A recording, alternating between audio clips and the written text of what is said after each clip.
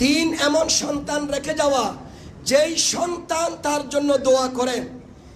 এই তিনটি এবং ইবনে মাজাহ শরীফের মধ্যে আরো 7টি, মোট 10টি আমল বান্দা দুনিয়ায় করে গেলে কবরের মধ্যে স্রোতময় নদী পানি যেভাবে চলে সেইভাবে মৃত্যুর পরে তার কাছে সওয়াব যেতেই থাকে।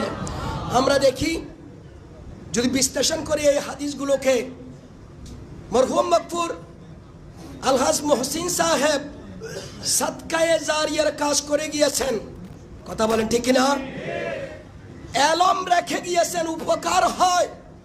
ওনার হাত দিয়ে, ওনার পরামর্শে, ওনার ব্যবস্থাপনায় আজকে বাংলার জমিনে যে এই জামিয়া আহমদিয়া সুন্নিয়া আলিয়ার অনুকরণে শত শত মাদ্রাসা প্রতিষ্ঠা হয়েছে, সেই প্রতিষ্ঠা